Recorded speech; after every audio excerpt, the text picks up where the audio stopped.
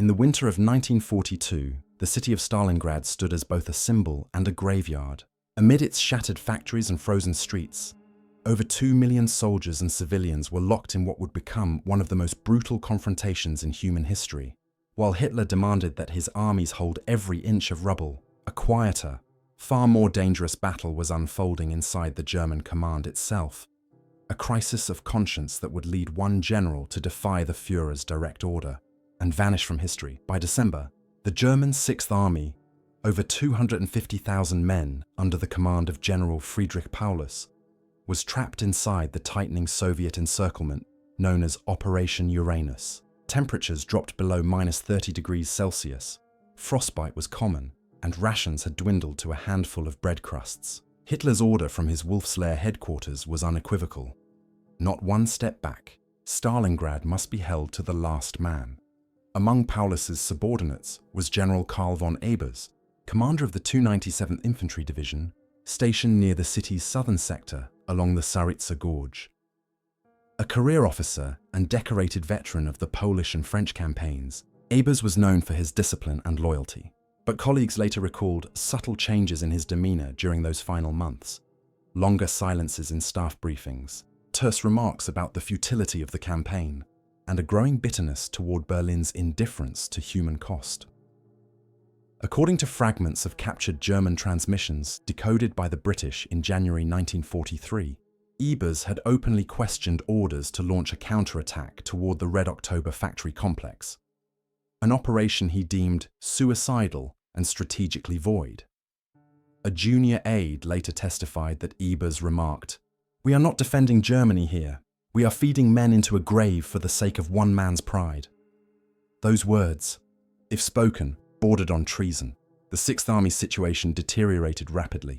Soviet artillery rained ceaselessly on the encircled troops, while Luftwaffe resupply efforts faltered under heavy losses. Inside makeshift bunkers, German soldiers resorted to eating horse meat and melted snow. The men of Ebers's division, cut off and outnumbered, reportedly received a chilling order from Berlin through Paulus's staff. Hold at all costs. Any officer who retreats will face summary execution. But on January 20th, a signal intercept from the southern perimeter suggested something extraordinary had occurred.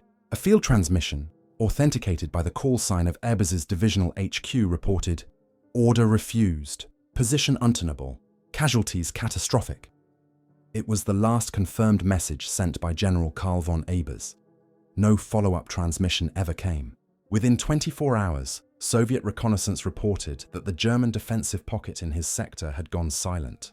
By the time Red Army units overran the area days later, they found abandoned trenches, a burned staff vehicle, and dozens of German identification tags buried in the snow. But no trace of Ebers or his senior staff.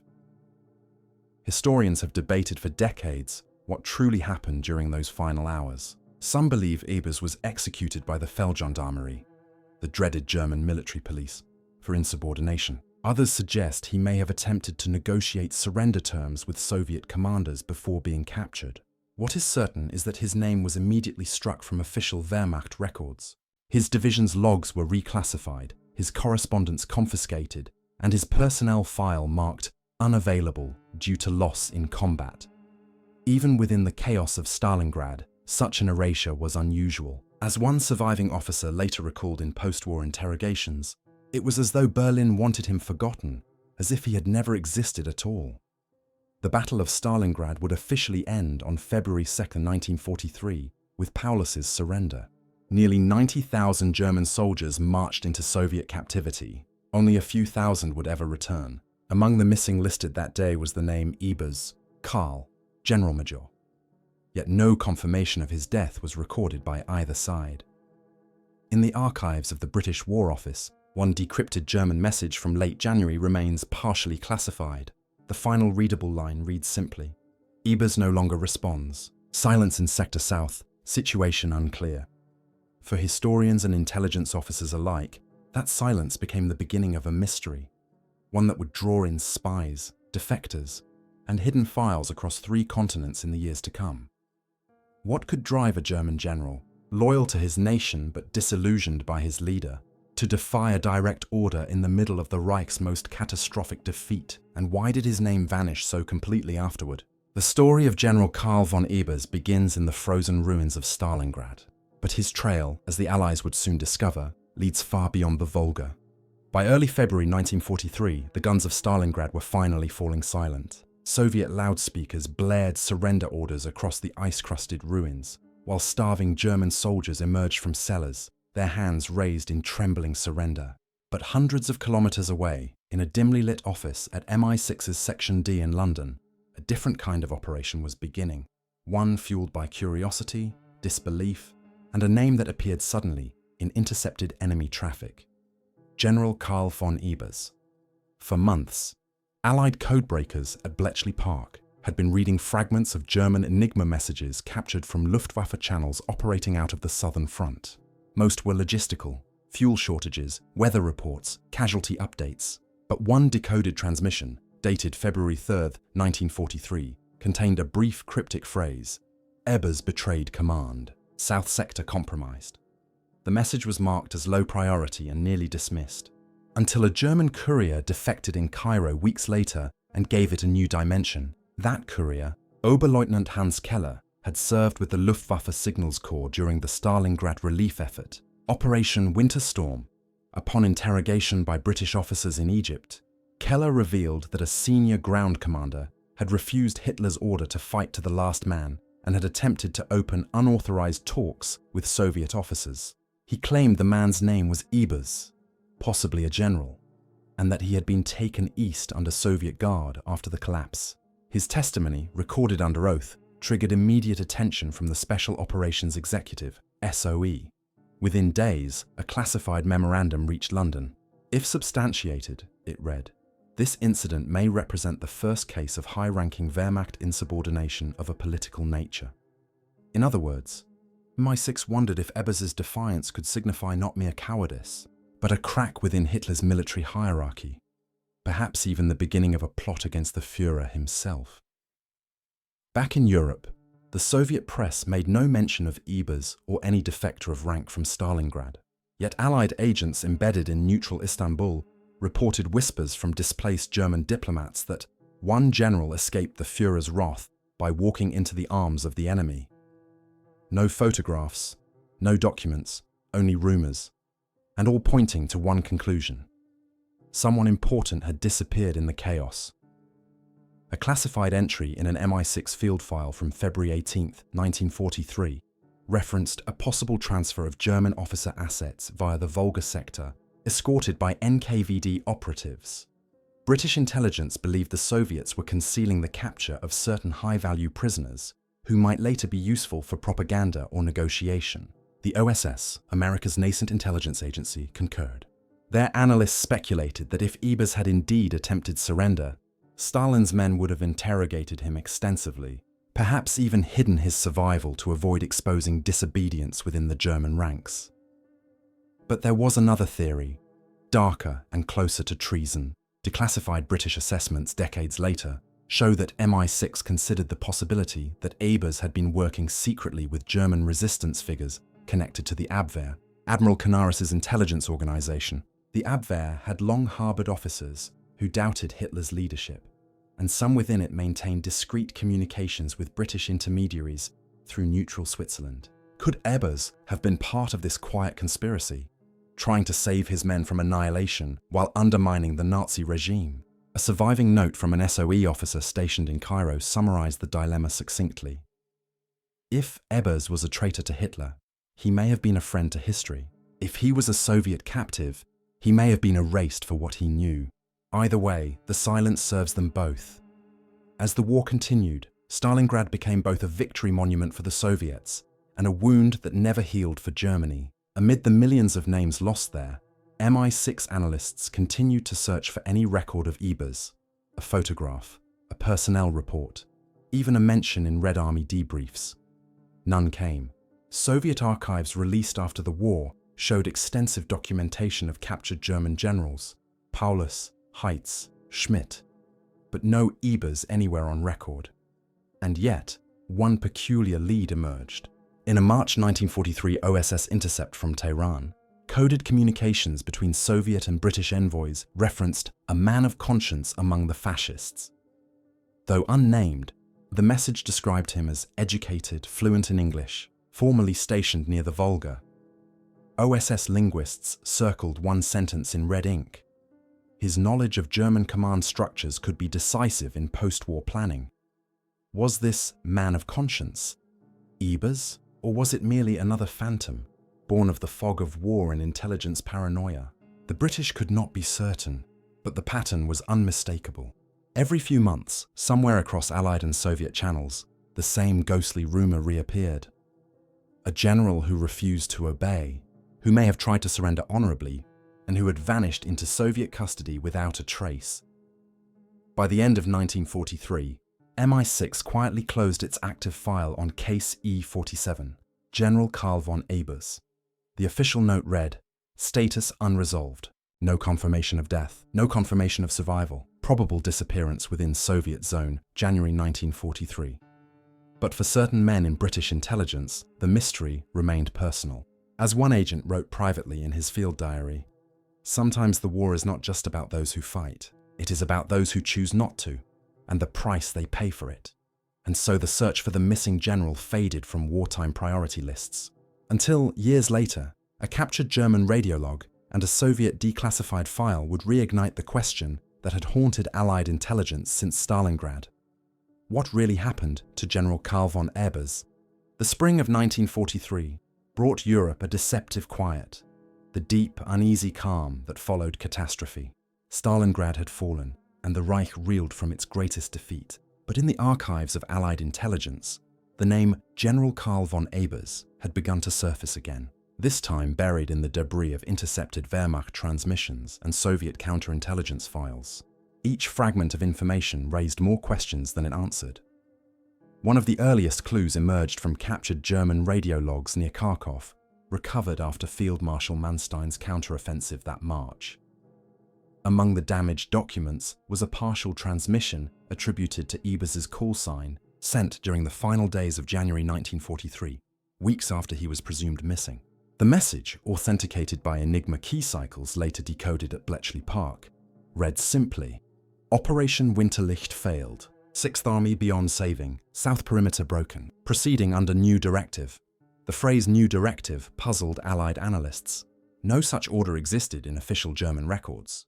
Manstein's Operation Winterlicht, Winter Storm, had indeed failed by December 1942, when the relief effort to break through to Paulus's trapped army was halted. Yet the coordinates attached to Ebers's transmission placed him not inside Stalingrad, but roughly 40 kilometers west, near the small village of Krasnaya Sloboda, well beyond the known German perimeter at that stage of the battle.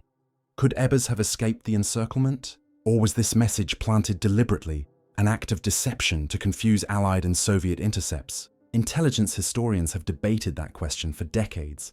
In Moscow, Soviet intelligence was asking similar questions. Recently declassified NKVD summaries from early 1943 list a captured German general, unidentified, believed connected to Stalingrad. The file, numbered 14672 and signed by Colonel Pavel Sudoplatov, notes, subject displays strong anti-Hitler sentiment, claims to have resisted direct orders, cooperation possible. A week later, the file abruptly ends. No follow-up, no prisoner record, no death report. Some scholars believe this subject was Ebers. Others, including Russian military historian Oleg Rybakov, suggest it may have referred to another captured officer later repatriated under an assumed identity. Yet the timing, language, and phrasing of the report, resisted direct orders, match no other case known from Stalingrad. At Bletchley Park, the puzzle deepened. Cross-referencing intercepted German and Soviet traffic, analysts discovered inconsistencies in troop movement logs. Units supposedly destroyed at Stalingrad appeared listed again weeks later under different designations, perhaps a clerical error, or perhaps deliberate falsification. Among these anomalies was the notation 297 Command Detached, personnel unknown. The 297th Infantry Division, Ebers's formation, had been wiped out inside the city, but the existence of a surviving detached command suggested at least a fragment of his staff might have escaped. A British historian later described this period as the Shadow War, Inside the real war, both sides were scrambling to control not just territory, but information, who lived, who died, and who might still be useful. In that fog, facts became tools and silence became a weapon. Then came an even stranger development. In mid-1944, long after Stalingrad was lost, a captured German officer interrogated by the Americans in Algiers mentioned that he had once served under a General von Ebers and that he had heard from comrades on the Eastern Front that the general had defected to the Russians to save his men. This officer, Captain Ernst Bremer of the 71st Infantry Division, admitted the story was unverified, possibly rumor, but his account matched Allied suspicions that Ebers might have chosen surrender over slaughter. Still, no photograph or document proved he had survived. Soviet archives were silent. German war records listed him as fallen near the Volga, January 1943. Yet internal Wehrmacht memos, particularly one signed by General Kurt Seitzler, Chief of the Army General Staff, contained an oddly cautious note. Ebers's conduct under review.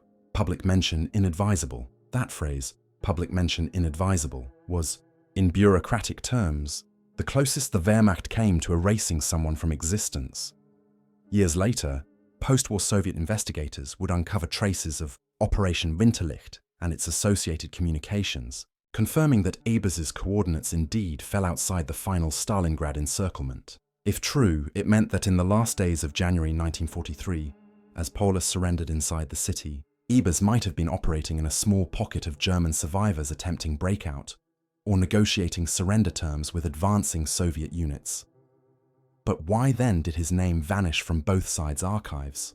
The most plausible explanation, suggested by Cold War historians, is that Ebers was taken by the NKVD as an intelligence asset, debriefed, hidden, perhaps re-educated, then quietly eliminated or absorbed into Soviet structures. Yet even this theory leaves gaps. No NKVD interrogation transcript exists, and his name appears nowhere in the vast Gulag prisoner indexes. Declassified after 1991, an alternate theory proposes that Ebers never reached Soviet custody at all, that his attempt to surrender failed, and he was executed by German military police before he could defect. Some testimonies from captured officers claim that in the chaos of the collapse, the Feldgendarmerie conducted on-the-spot judgments against those suspected of cowardice or mutiny. One chilling account from a surviving lieutenant describes how a general refused to launch an attack and was shot near his staff car by his own men. No name was given, yet something about the precision of those intercepted coordinates, the signature, the timing, suggests otherwise. Whoever sent that final message knew exactly what they were doing. The radio silence that followed may not have been the end of General Karl von Ebers, but the beginning of his transformation from a soldier trapped in Stalingrad to a ghost in the archives of history. As British analysts noted years later, some disappearances are accidents, others are orchestrated, and in war, the line between the two is written in static and snow.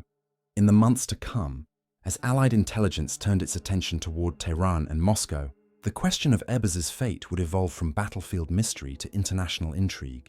The search was no longer about one man, but about what his silence revealed, that even in total war, conscience could be as dangerous as any weapon. By mid-1943, the guns of Stalingrad were silent, but its ghosts traveled far.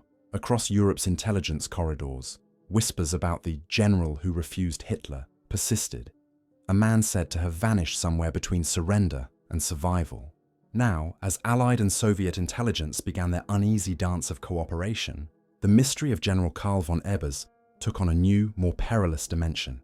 In Moscow, the NKVD was tightening its grip on captured Wehrmacht officers. High-ranking prisoners were interrogated in facilities like Butyrka and Lubyanka, their testimonies meticulously recorded.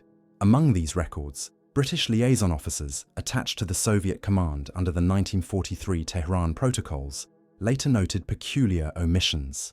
A series of debrief reports numbered sequentially, yet with one missing file in the series, marked 14672A. The file number matched the earlier NKVD reference to an anti-Hitler general of the Stalingrad front. When MI6 requested clarification, Soviet officials dismissed it as a clerical error, but London's analysts weren't convinced. In early 1944, British intelligence officers stationed in Tehran including representatives of the OSS, intercepted a coded Soviet transmission. It referenced the relocation of a captured German general under the codename WWII. The message was brief, but what stood out was its recipient, the NKVD's Department for Special Assignments, responsible for handling defectors and intelligence assets. A footnote added later in the British summary reads, "Subject possibly Ebers. Situation requires discretion." Meanwhile, MI6's regional handlers began to receive second-hand reports from neutral embassies in Ankara and Stockholm. A Turkish intermediary, known for trafficking in military information, claimed that a Soviet officer had spoken of a German general kept alive for consultation. Swedish intelligence, too, noted chatter about a conscience-stricken general assisting Red Army propaganda from an undisclosed location east of Moscow. Each rumor mirrored the last, just enough truth to compel, too little to confirm. By 1944, the Soviets had every reason to conceal such a man. A captured general who defied Hitler's orders could be paraded as proof of German disunity, or conversely, silenced to prevent political complications. But Stalin's intelligence machine was not inclined to share assets with the West. Even as Soviet and British forces fought toward the same goal, their secret services were already shadowboxing for post-war advantage. A declassified OSS memo, dated May 1944, outlines the growing tension. It describes a briefing between American and British operatives in Tehran, where a Soviet officer reportedly remarked, "The German who would not obey. We took him from the snow ourselves, but he speaks no more." The line struck the Americans as a veiled message. Ebers was alive, perhaps in custody, and already being erased from official record. One British operative, Major Alistair Hume, recounted years later that his superior ordered all references to Ebers sealed under restricted classification, noting, "Our allies have their ghosts. It is not for us to disturb them." Still, Hume continued to pursue leads privately. In one dispatch to London, he wrote, "If the man lived, he is no longer a soldier. If he died, they ensured even his death served a purpose." Parallel to these intelligence intrigues, Germany was descending deeper into paranoia. The Gestapo, now aware of dissent within the officer corps, launched investigations into traitorous defeatists. Files recovered after the war reveal a secret directive from Himmler's office identifying suspected commanders with subversive moral tendencies. Among them, name redacted, was an officer believed executed for refusal to attack during Stalingrad operations. That redaction, historians believe, conceals the name of Karl von Ebers. But the story refused to die. When the Sixth Army's surviving officers began returning from Soviet captivity years later, some mentioned an unknown general held separately, interrogated more intensely than the rest. One prisoner, Lieutenant Colonel Wilhelm Berg, testified that he overheard guards discussing the one who spoke, against the Führer, the one they cannot release. It was the first and last time such a figure was mentioned. In Soviet custody reports, after the Allied conferences in Tehran and later Yalta, cooperation between intelligence services began to fray. Each side hoarded its secrets. When MI6 again requested verification of Ebers' fate in 1945, the NKVD's terse reply read, "No such person held. No such record exists." Yet British analysts discovered evidence to the contrary. A Soviet-trained manifest from early 1943, listing a single German officer transported from Stalingrad to Kuibyshev under special guard. His name was blacked out, but the accompanying file number, once again, was 14672A, was Ebers alive, being used in secret briefings or already buried beneath Soviet silence. The absence of proof became its own proof, the perfect camouflage for both sides. By the end of 1945, as victory banners rose over Berlin, MI6 quietly moved Case E47 Karl von Ebers into deep storage, labeling it unresolved, probable Soviet detention. Yet within intelligence circles, the story lingered like a rumor no one dared to end. A general who had defied his dictator and vanished without a trace. The kind of tale that frightened both the guilty and the just. Decades later, when Soviet archives briefly opened in the early 1990s, one archivist discovered a damaged personnel ledger referencing Volga 12, and beside it, an erased name. A single annotation survived in faded ink, unreliable. Removed from records by order of State Security Committee, May 1944. What had he said? What did he know? And why, after so many years, did the world's most powerful intelligence services still refuse to acknowledge him? As the Cold War dawned, one truth became clear. Ebers's story had outlived the war itself. And in the murky exchanges between victors, his disappearance was no longer just a mystery of the battlefield, but a secret of diplomacy. The war had ended, but the shadows it cast were long and deep.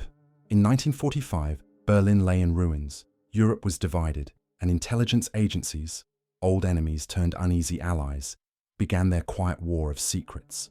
Among the thousands of files exchanged, stolen, or buried in the aftermath, one thin memorandum passed through the hands of both British and Soviet officers. It was marked Confidential Subject, Ebers, Karl, General Major, Status Undetermined.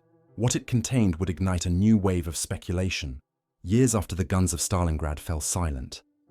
The memorandum, dated November 1945, summarized a meeting between British and Soviet intelligence representatives in Vienna. According to a British observer, the Soviets hinted that a German general of moral distinction had been relocated under a protected identity in the Soviet Union.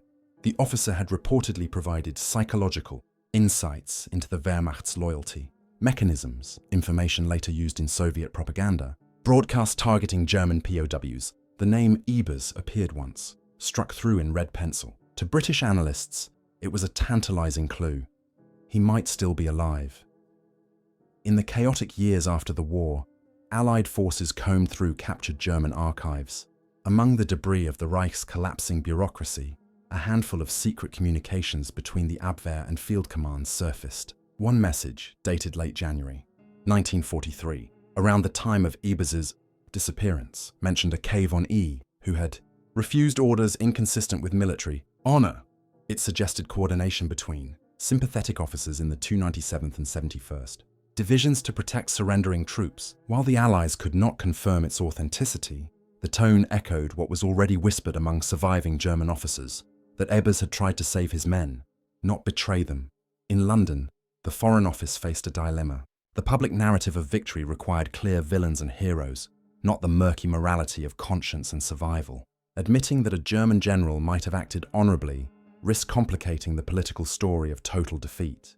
So the report was sealed, classified under the codename Grey Orchid, and forgotten, at least officially. Meanwhile, in the early years of the Cold War, a new front opened, the war for minds. Both sides sought figures who could humanize or weaponize ideology. Soviet psychological warfare units began using the testimonies of captured German officers to produce radio broadcasts urging reconciliation and warning against Western rearmament. One such broadcast, aired on Radio Moscow in 1948, featured a voice identified only as the conscience of Stalingrad. The speaker's accent was unmistakably German, his tone weary but resolute. "I was there," he said, "when orders became madness and men died for pride, not purpose." The recording, captured by British monitoring stations, was catalogued but never confirmed. The voice matched no known POW. To some analysts, it sounded eerily like Ebers. In 1952, a classified British document, declassified decades later, recorded a curious exchange between MI6 and the CIA. An American agent stationed in East Berlin claimed to have met a Soviet officer who spoke of a retired German general living under protection near Ryazan. "He teaches languages," the officer allegedly said, "and he has no name anymore." When the CIA pressed for verification, the Soviets denied everything. Still, the rumor persisted, reinforced by occasional glimpses of a mysterious German expatriate seen near restricted facilities. Historians have since debated whether these fragments describe the same man or a legend shaped by Cold War paranoia. What makes the Ebers case different is its persistence across both sides of the Iron Curtain. In Soviet circles, he symbolized the repentant fascist, a narrative tool for moral redemption. In the West, he became a ghost of the conscience that haunted every officer who had obeyed too long.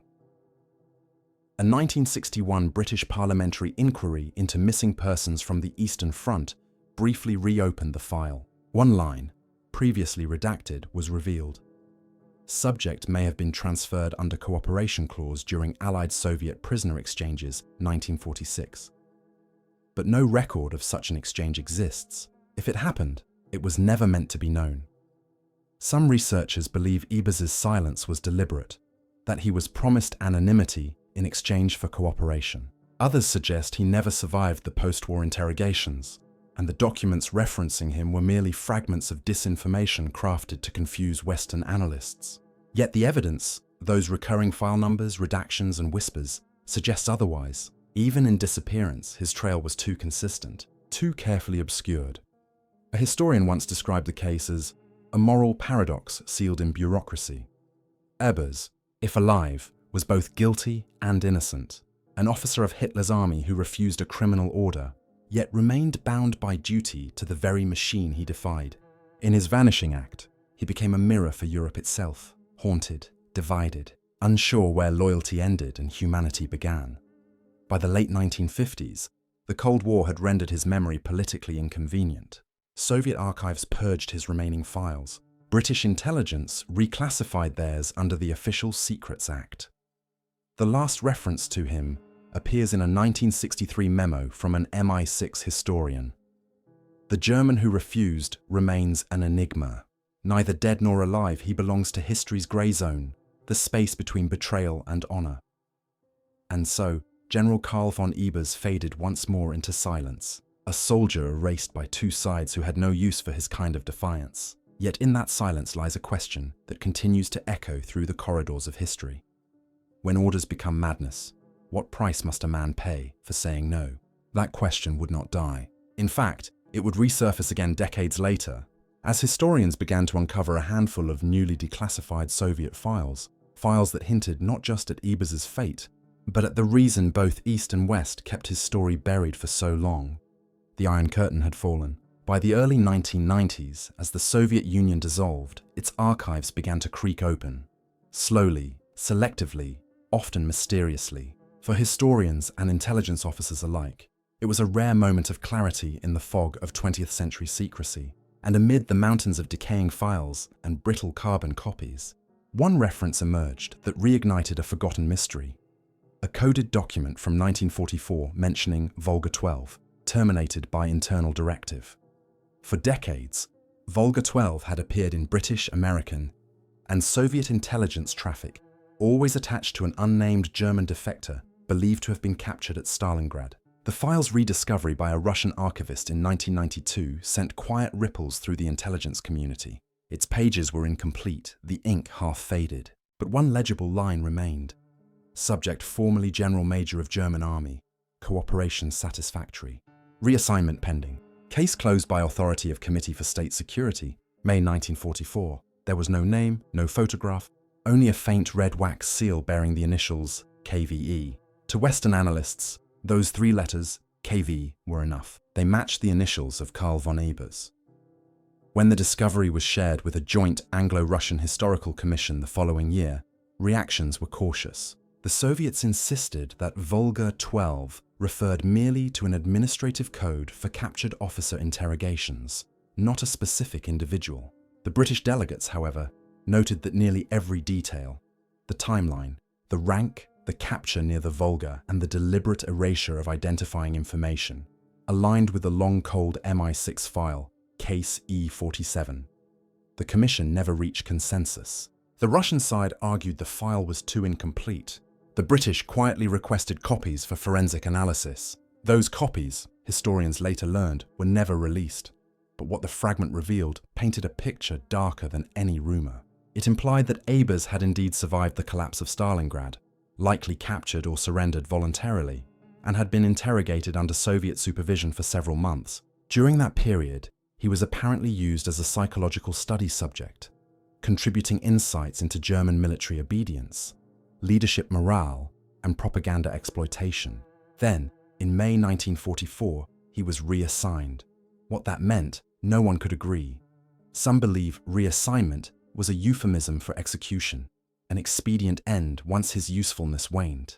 Others argue he was relocated under a new identity, perhaps as part of early Soviet psychological operations designed to infiltrate German prisoner camps or influence repatriated officers. Few historians have even speculated that Ebers may have been quietly absorbed into Soviet academic or advisory circles under a pseudonym, working anonymously until his death.